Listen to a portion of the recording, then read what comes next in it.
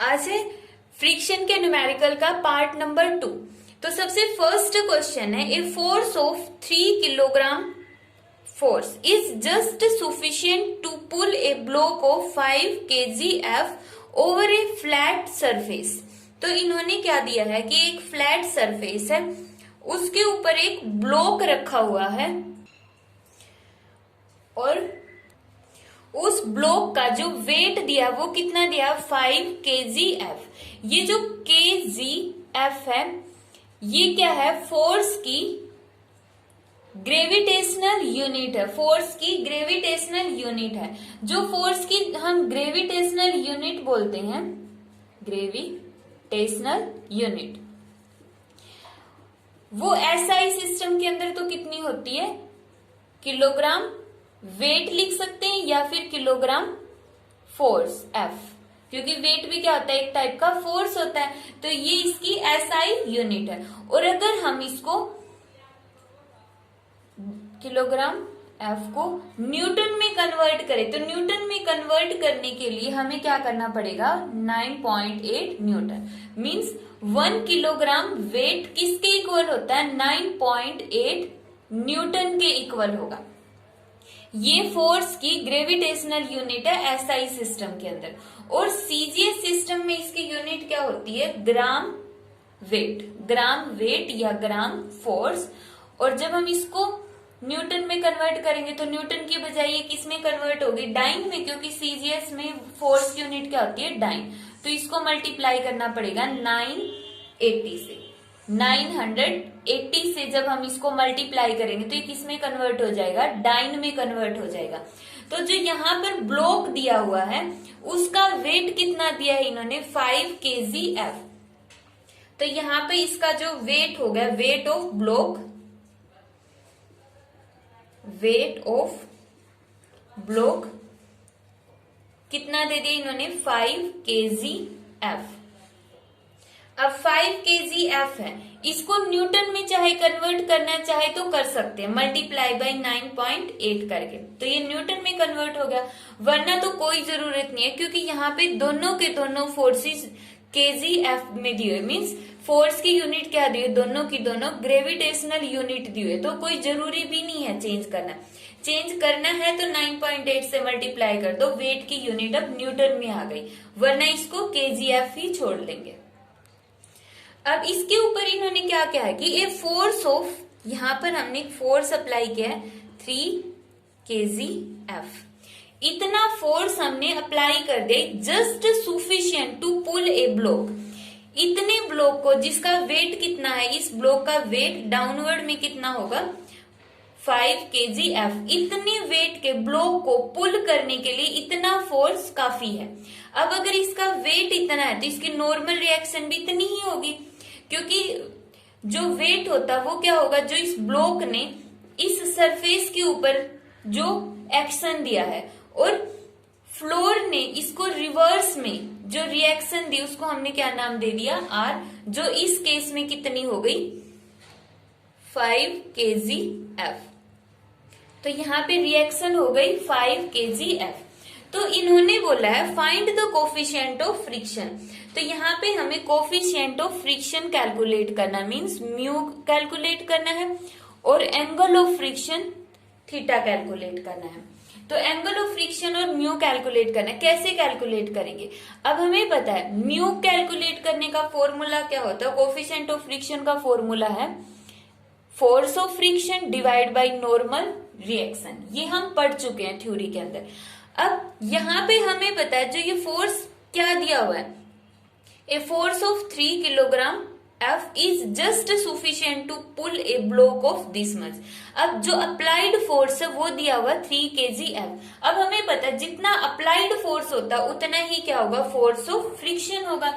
जो law of friction होते हैं उसके अंदर हमने पढ़ा था फर्स्ट लॉ, जिसमें क्या बताया गया था कि अप्लाइड फोर्स की जो मैग्नीट्यूड होता वो सेम होगा फ्रिक्शनल फोर्स के। Applied force is same in magnitude as that of frictional force, but direction is opposite. और जो डायरेक्शन होती है अप्लाइड फोर्स की और फ्रिक्शनल फोर्स की, दोनों की डायरेक्शन क्या होगी, अपोजिट होगी, बट मैग्नीट्यूड तो सेम है।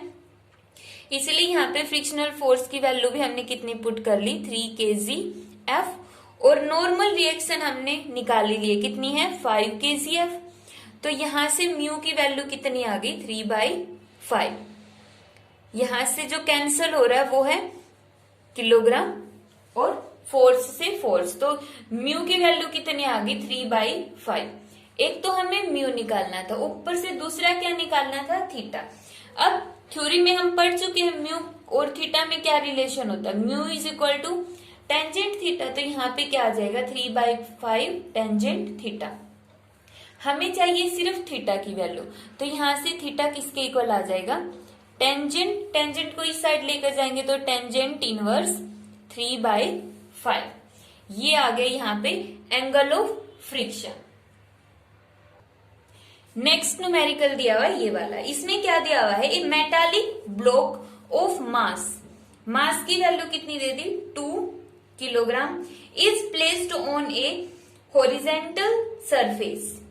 The block just begins to slide down as the plane surface is inclined at an angle of 15 degree.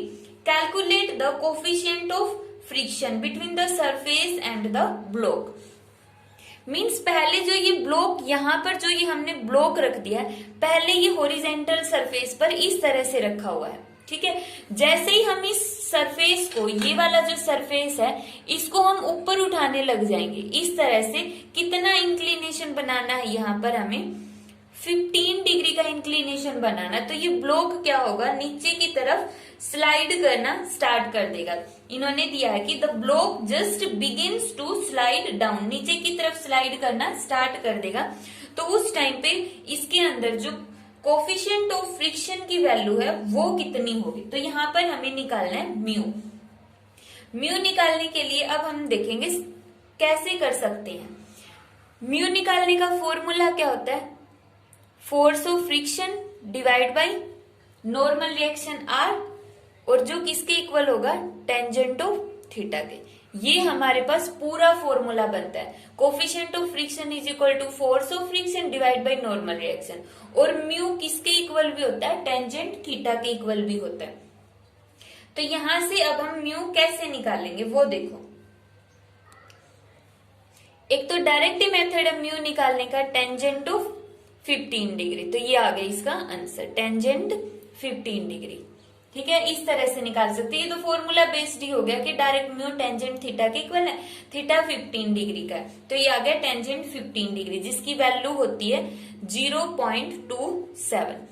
या फिर अगर हमें ये फॉर्मूला डायरेक्ट नहीं पता, मान लेते कि हमें नहीं पता म्यू टेंजेंट थीटा के इक्वल होता है, तो क्या करेंगे, तो उसके लिए जो फोर्स ऑफ फ्रिक्शन है वो किसके इक्वल है, यहाँ पे फोर्स ऑफ फ्रिक्शन के बिल्कुल अपोजिट साइड में है mg साइन थीटा।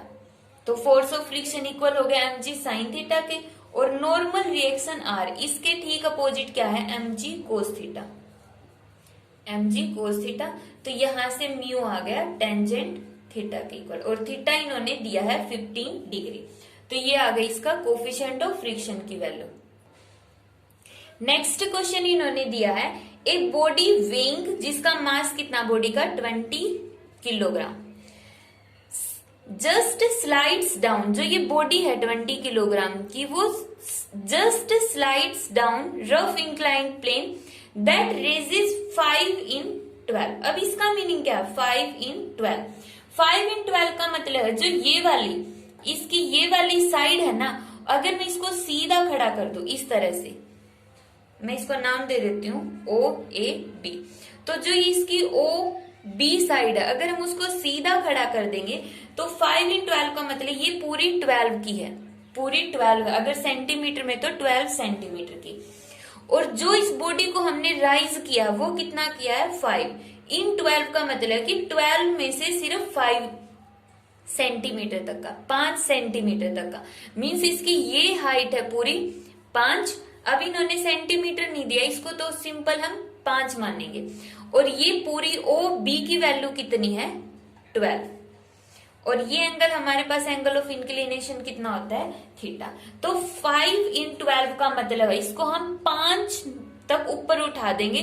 टोटल कितने में से? 12 में से। जो ये वाली है ये टोटल यहाँ पे ऐसे सीधी खड़ी होगी तो पूरी 12 की होगी, और हमें इसको कितना उठाना है? सिर्फ 5 तक ऊपर उठाना है इस सरफेस को। अगर यहां तक कर देते तो क्या होता? 2 3 4 और यहाँ पर हो गया 5। तो ये 5 इन 12 का मीनिंग ये। बाकी क्वेश्चन सिंपल है। क्या निकालना है बाकी क्वेश्चन में? इन्होंने बोला है what is coefficient of friction, mu की वैल्यू निकालनी है। अब म्यू किसके इक्वल होता है? Tangent of theta. Tangent theta किसके इक्वल होता है? हम पढ़ते हैं मैथ्स के अंदर SCT। SCT means sine theta, cos theta, tangent theta, जिसका फॉर्मूला क्या होता है? पंडित, बद्री, प्रसाद, हर बोले। तो टेंजेंट थीटा का फॉर्मूला क्या हो गया? P/B। थीटा के सामने की साइड क्या होती है? परपेंडिकुलर, और दूसरी हो गई है बेस, और 90 डिग्री के एंगल के सामने की साइड हाइपोटेन्यूज। तो यहाँ पे P की वैल्यू कितनी है? 5। B की वैल्यू हमें नहीं पता क्योंकि बेस तो यहाँ पे दिया ही नहीं है, तो यहाँ पे है बेस, वो आ जाएगी म्यू की वैल्यू। अब इसके लिए हम क्या यूज करेंगे? Using Pythagoras theorem on triangle OAB। इस OAB ट्रायंगल पर पाइथागोरस थ्योरम यूज करेंगे तो क्या आएगा? हाइपोटेन्यूज का स्क्वायर मींस 12 का square is equal to perpendicular का स्क्वायर 5 का स्क्वायर प्लस बेस का स्क्वायर। 12 का स्क्वायर मींस 144, 5 का square means 25 plus base square. तो यहां से 144 minus 25 is equal to base, और इसका ये जो स्क्वायर होगा इस साइड आके क्या होगा? Under root. तो यहाँ पे कितना हो जाएगा? 119 बेस की वैल्यू। जो ये बेस आ गया वो आ गया 119। तो म्यू की वैल्यू यहाँ पे कितनी आ गई? 5 डिवाइड बाई 119। हमें क्या निकालना था? म्यू ही निकालना था, तो ये आ गई हमारे पास म्यू की वैल्यू। तो यहाँ पर देखो थीटा की वैल्यू नहीं दी हुई थी, तो थीटा की वैल्यू हम ट्रायंगल वाला कॉन्सेप्ट यूज करके निकालेंगे। और मेन पॉइंट था यहाँ पे बताने वाला 5 इन 12। तो 5 इन 12 का मीनिंग क्या होगा? नेक्स्ट क्वेश्चन है, a body is rolling on the ground with a velocity 1 metre per second. मतलब जैसे ही हमने बॉडी को देखा वो रोल कर रही है, तो उसकी इनिशियल वेलोसिटी कितनी है? 1 metre per second. After travelling a distance 5 metre, 5 metre की डिस्टेंस ट्रेवल करने के बाद इट कम्स टू रेस्ट, वो रेस्ट में आ जाती है, मीन्स उसकी फाइनल वेलोसिटी कितनी हो गई?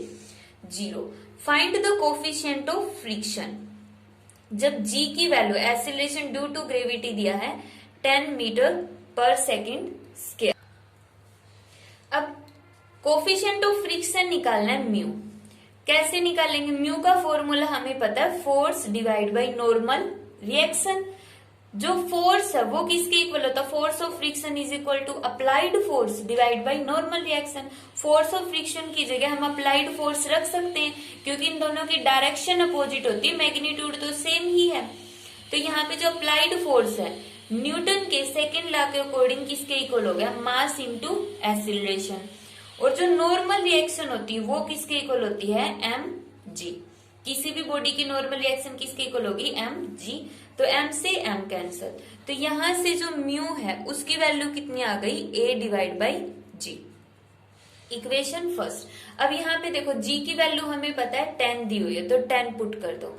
अब अगर हम म्यू निकालना चाहते तो हमारे पास क्या होना चाहिए? एक्सीलरेशन होना चाहिए। एक्सीलरेशन निकालने के लिए हम क्या करेंगे? Using third equation of motion. Using third equation of motion, जो क्या होती है? v square minus u square is equal to twice of as। यहां से a किसके इक्वल आ गया? v square minus u square divide by twice of s।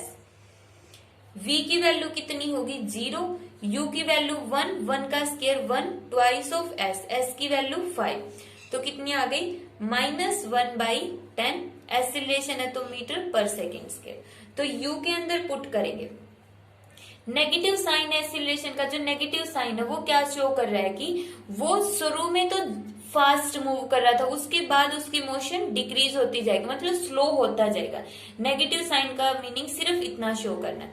अब इसको हम फर्स्ट इक्वेशन में पुट करेंगे, तो म्यू किसके इक्वल आ जाएगा, ए की जगह हमने पुट किया 10, माइनस को छोड़ सकते हैं और डिवाइड बाई पहले से ही 10 है, तो 1/100 मीन्स 0.01। ये किसकी वैल्यू आ गई, म्यू की, जो कि क्वेश्चन के अंदर पूछी गई थी। तो यहाँ पे सिंपली हमें म्यू निकालना था, तो इसमें हमने इक्वेशन ऑफ मोशन का यूज किया। नेक्स्ट क्वेश्चन दिया, a suitcase is placed on the floor of a compartment of train. एक ट्रेन दी हुई है, ये हो गई ट्रेन, ट्रेन का ये हमने कंपार्टमेंट लिया है, तो यहाँ पर एक सूटकेस रखी हुई है, ये हो गई सूटकेस। तो यहाँ पे जो सूटकेस रखी हुई on the floor of compartment of train which start from the rest. अब ये जो ट्रेन है वो रेस्ट से स्टार्ट हुई, पहले कैसी थी, रेस्ट में, फिर इसने क्या करना शुरू कर दिया, मूव करना शुरू कर दिया ट्रेन ने। If static coefficient of friction between the floor of compartment and the suitcase is, static coefficient of friction की वैल्यू कितनी दी है, 0.5। Find the maximum acceleration attend by the train so that the suitcase does not move at all. कि वो acceleration बताओ train का, कि जितने acceleration के साथ अब ये ट्रेन जो मूव कर रही है, अब वो कितना एक्सीलरेशन अटेन कर सकती है कि सूटकेस वो मूव ना करे, ये अपनी इसी पोजीशन के ऊपर रहे। अब हमें चाहिए ये जो सूटकेस रखी हुई है उसके अंदर कोई एक्सीलरेशन ना हो, मतलब वो क्या हो, रेस्ट के अंदर हो, उसके अंदर मूवमेंट नहीं होनी चाहिए।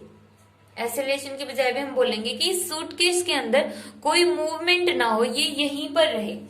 तो इसके लिए हमें क्या करना पड़ेगा, देखो ट्रेन मूव कर रही है, कितने एक्सीलरेशन से मूव कर रही है, ए एक्सीलरेशन से मूव कर रही है। तो इसका मतलब अब ट्रेन मूव कर रही है तो इसके ऊपर एक फोर्स लग रहा है, इस सूटकेस पर फोर्स कितना लग गया, मान लिया सूटकेस का मास है m, तो इस पर कितना फोर्स लग रहा है, एम ए, क्योंकि इस टाइम पे अगर हम सूटकेस का एक्सीलरेशन देखें ग्राउंड के विद रिस्पेक्ट तो कितना है, ए है। ट्रेन मूव कर रही है तो सूटकेस भी उसके साथ साथ जा रहा है, तो ये क्या हो जाएगा, इसके ऊपर लगने वाला फोर्स, बट जैसे ये मूव करने की कोशिश करेगा यहाँ पे क्या आ जाएगा, अपोजिट डायरेक्शन में एक फ्रिक्शनल फोर्स आ गया। जो फ्लोर है ट्रेन का और जो ये हमने सूटकेस लिया है, इन दोनों की सरफेस के बीच में क्या आ गया, फ्रिक्शनल फोर्स।